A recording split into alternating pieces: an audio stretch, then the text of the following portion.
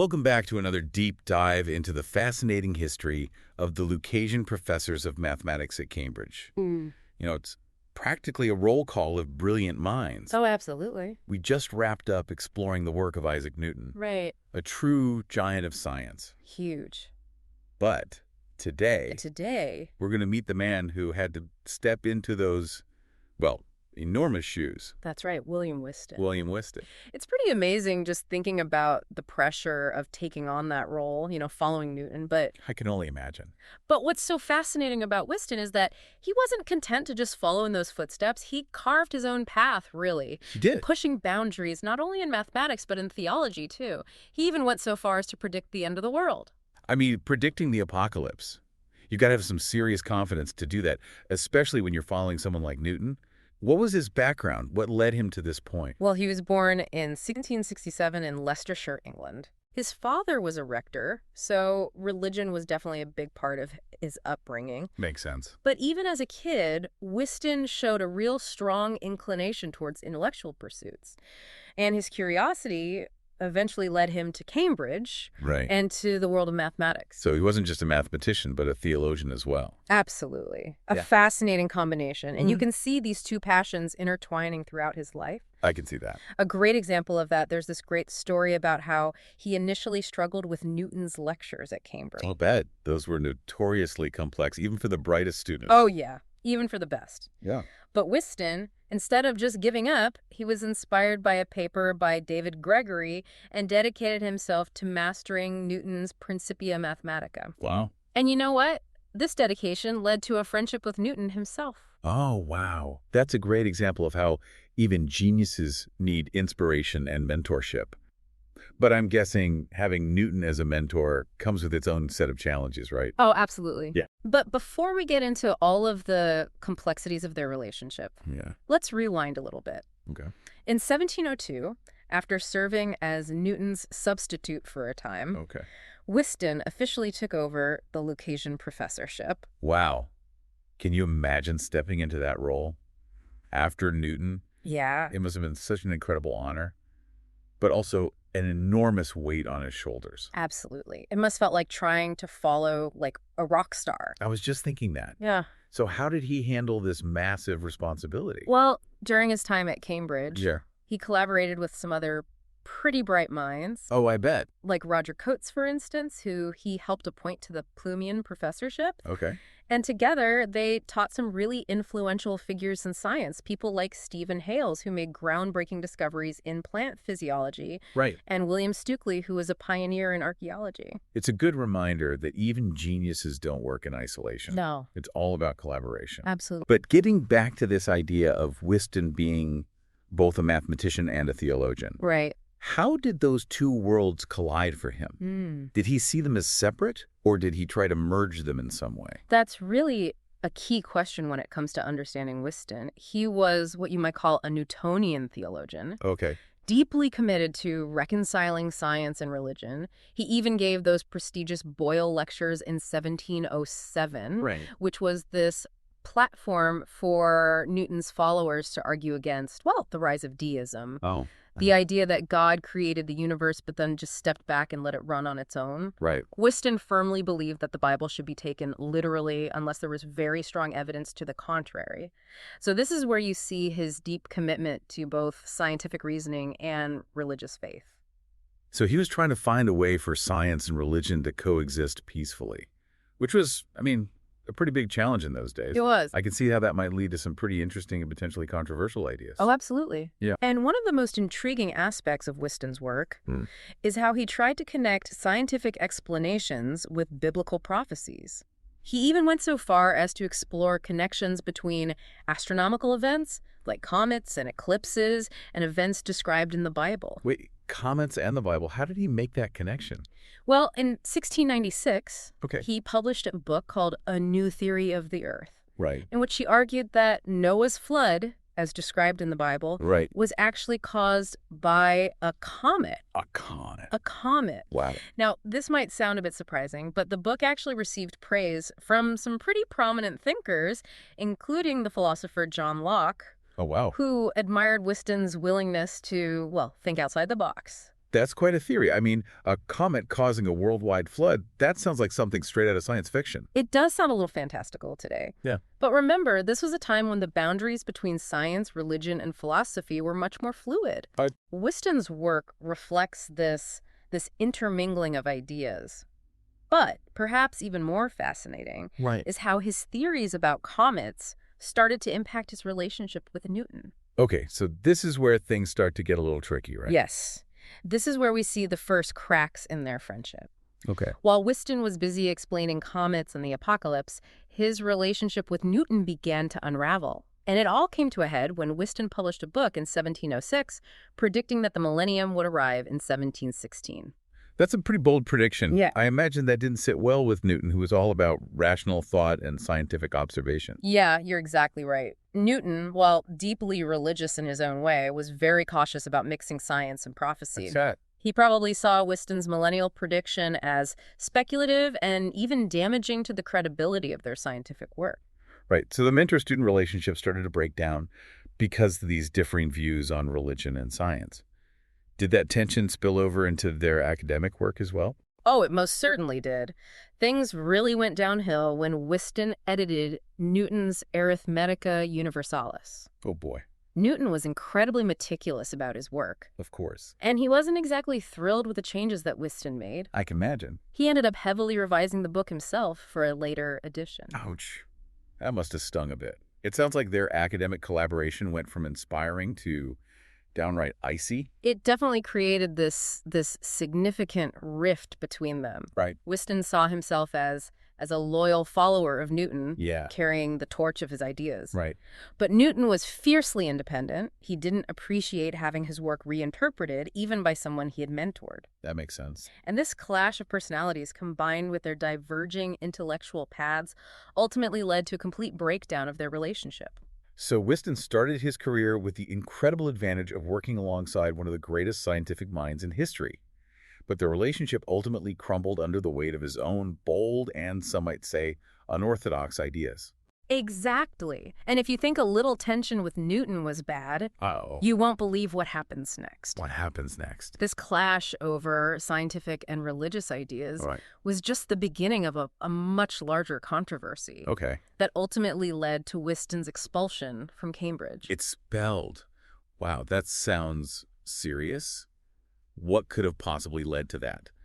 This is where things start to get really interesting, isn't it? Well, it all started with Whiston questioning one of the most fundamental doctrines of Christianity, the Trinity. He started immersing himself in these writings of theologians who challenged the traditional view. People like Samuel Clarke, Louis Dupin, and Richard Brocklesby. And through his research, particularly his study of the Apostolic Constitutions, an early Christian text, Whiston became convinced that Arianism was the true belief of the early church. Okay, so for those of us who aren't theology scholars, what exactly is Arianism? And why was it such a big deal back then? It was a huge deal. Arianism essentially proposed this different hierarchy within the Trinity. So instead of seeing God the Father, Jesus, and the Holy Spirit as completely equal, Arians believed that Jesus was, well, subordinate to God the Father. And this directly challenged the Orthodox teachings of the Church of England at the time. And, challenging those doctrines was not something you did lightly in the 18th century. So imagine you're in Whiston's shoes. You're already walking a tightrope. You've ruffled some feathers with your comet theories. You have this, well, not so great relationship with Newton. And then you decide to publicly question one of the core beliefs of the church. That's some serious courage. Or some might say recklessness. What's so intriguing about Whiston is that he wasn't just playing devil's advocate. He genuinely believed that he'd uncovered this historical truth that had been suppressed by the church. And that conviction fueled his willingness to risk his reputation and his career to share what he believed was the true faith. Makes you wonder what was going through his mind at the time. Did he realize the potential consequences of his actions? Oh, he must have known he was stepping into some dangerous territory. But his commitment to truth, as he saw it, seemed to outweigh any fear of repercussion. And those repercussions weren't long in coming, were they? They were not. So what happened? Did the church just ignore his claims? Hope he'd go away quietly? Not quite. In 1710, the hammer fell. Whiston was officially stripped of his professorship and expelled from Cambridge for heresy. Wow. Must have been a devastating blow. To be expelled from such a prestigious position for your beliefs, that must have been incredibly difficult for him. It really highlights the power that institutions had back then to enforce conformity, even when faced with intellectual dissent. Absolutely. It was a turning point in his life. Yeah. He was no longer confined by the rules and expectations of academia. Right. And in a way, this expulsion freed him Reading. to pursue his own interests and share his ideas with a wider audience. So what did he do? Did he just give up and retire to a quiet life of contemplation? Not at all. He was just getting started. Whiston took his knowledge and his passion for science to the people. He did? Yeah. He began giving these public lectures on natural philosophy in London. Interesting. Holding court in coffee houses. Wow. And even in a venue run by that famous essayist Richard Steele. That's a pretty impressive pivot. From a prestigious professorship to lecturing in coffee houses, it shows a real entrepreneurial spirit, don't you think? It does. It also speaks to the growing interest in science and natural philosophy among the general public in the 18th century. That's true. People were hungry for knowledge, eager to hear new ideas, even those that challenged traditional thinking.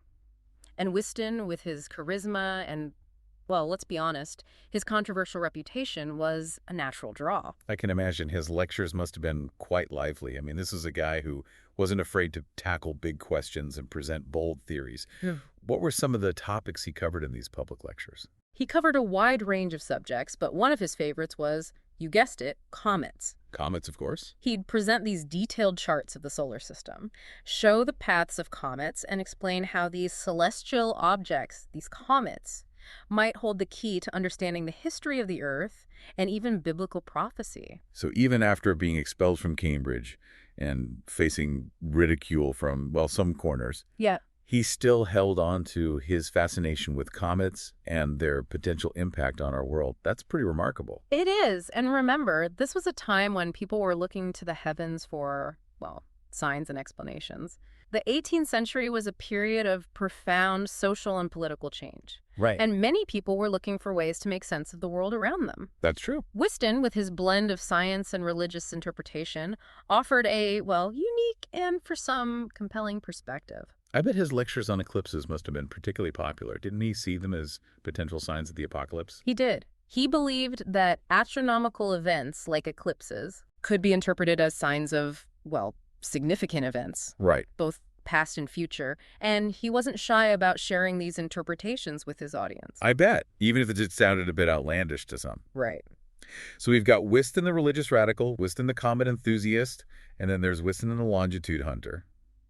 That seems like a bit of a jump. It might seem like a leap, but it actually fits perfectly with his intellectual curiosity and his desire to use science to solve practical problems. Okay. At that time, figuring out how to accurately determine longitude at sea Right. was a major challenge, incredibly important for navigation. Oh, yeah. And countless lives and fortunes were lost at sea due to inaccurate positioning. So this wasn't just an intellectual puzzle. This was a problem with real-world consequences. Exactly. So how did Whiston get involved in this quest for a solution? Well, he was so passionate about solving the longitude problem that he helped push through the Longitude Act in Parliament. Wait, he lobbied Parliament to create a whole board dedicated to solving this problem. That's dedication. It is. It shows how deeply he believed in the power of science to improve people's lives. Absolutely. He even teamed up with another scientist, Humphrey Ditton, Okay. to propose their own method. Okay. Sadly, their idea didn't pan out in the end, Huh. but it highlights Whiston's willingness to tackle some of the most challenging scientific problems of his day, even if it meant facing setbacks and ridicule along the way. It sounds like he faced quite a bit of mockery, especially from the scriblarians. Yeah. You know, that group of satirical writers who poked fun at the intellectual trends of the time. But even their jokes couldn't deter him from this pursuit of knowledge. It's almost like he thrived on the challenge. It's true. He was a relentless pursuer of knowledge, regardless of the obstacles or the criticism he faced. And while his longitude efforts may not have been successful, his involvement in pushing for a solution really demonstrates his understanding of the importance of science in addressing practical, real-world problems.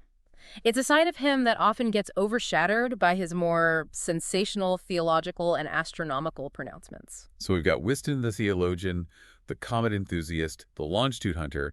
It seems like there was no limit to his intellectual curiosity. But even with all these other pursuits, he still found time to make significant contributions to mathematics, didn't he? He did. And while his mathematical work might not be as widely known as his other exploits, it's important to remember that he was a brilliant mathematician. That's right. Who made significant advances in the field. That's right. I was just thinking about his impressive background, succeeding Newton as the Lucasian Professor. That's no small feat. What were some of his key contributions to mathematics? Well, one area where he really made his mark was in geometry. Oh, He did a lot of work expanding on the principles of Euclidean geometry, developing new theorems and proofs. And his contributions weren't just theoretical either. No. He really saw the practical applications of geometry Right. in fields like, well, surveying and navigation, for instance. That's right.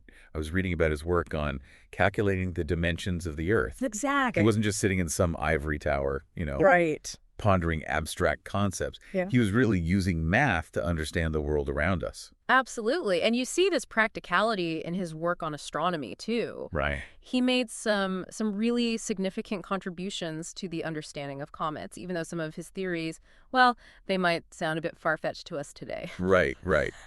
But even if his conclusions weren't always accurate, his observations, his calculations laid the groundwork for later discoveries. They did. It's fascinating how someone can be both brilliant and a bit out there at the same time. Right. Right.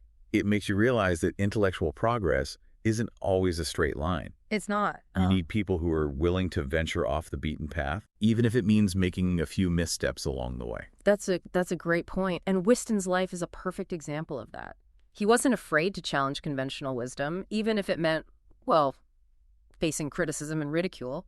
And in doing so, he pushed the boundaries of knowledge. He opened up these new avenues of inquiry. His willingness to question, to think differently, it's a valuable lesson for all of us, whether we're scientists, mathematicians, or just curious people trying to make sense of the world. I totally agree. It's easy to just dismiss someone like Whiston as just an eccentric, but his story reminds us that innovation often comes from those who dare to challenge the status quo. Yeah. It's about asking, what if? What if? And exploring those possibilities, even if they seem a bit outlandish at first. Absolutely. And don't forget, he also made this lasting impact on the world of scholarship with his translation of Josephus's historical works into English. That's right. And this wasn't just some simple translation. No, it was not. He added his own notes, commentary, dissertations, really making these ancient texts accessible to a wider audience. Yes. That's right. I've actually seen copies of his Josephus translation in libraries today. It's incredible to think that this work, published centuries ago, is still relevant. It's still widely read. It shows how dedicated he was to preserving and sharing knowledge. It really is a testament to his scholarship and his deep understanding of history. And it's a reminder that his legacy extends far beyond his more controversial ideas about comets and the apocalypse. It's amazing when you consider the sheer breadth of his work. From math and astronomy to theology and history, he really left his mark on a wide range of fields. He was a truly restless intellect. He was. Always seeking knowledge, pushing the boundaries of understanding. And even though some of his ideas might seem a bit, strange to us today, right, it's important to remember the context in which he was working. The 18th century was a time of immense intellectual ferment. Yeah. And Whiston was right in the thick of it, asking bold questions, challenging these traditional ways of thinking. It's also interesting to think about how his expulsion from Cambridge might have actually fueled his creativity. Sometimes being forced out of your comfort zone can lead to unexpected growth and new opportunities. That's a really insightful observation. Sometimes adversity can be this catalyst for innovation. It can.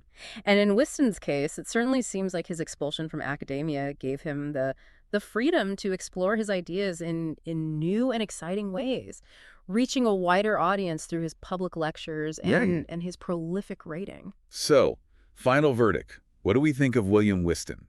This successor to Newton who dared to follow his own path, even when it led him far from the halls of academia. I think it's safe to say he was a complex and contradictory figure, a brilliant mind who wasn't afraid to embrace unorthodox ideas. He was. He was a mathematician, a scientist, a theologian, a historian, and above all, this passionate seeker of truth. He certainly wasn't perfect, and some of his theories, they might make us chuckle a bit today.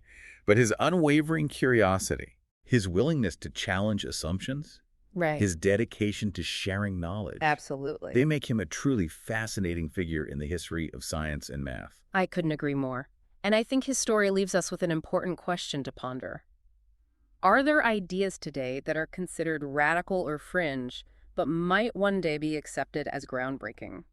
It's something to think about as we continue to explore this ever-evolving world of knowledge and discovery. That's a great point. Whiston's legacy reminds us that the pursuit of knowledge is an ongoing journey, full of unexpected twists and turns. And sometimes the most important discoveries come from those who are brave enough to go against the grain. That's right. So thank you for joining us on this deep dive into the life and work of William Whiston. We hope you've enjoyed the journey. Until next time, keep exploring, keep questioning, and keep diving deep.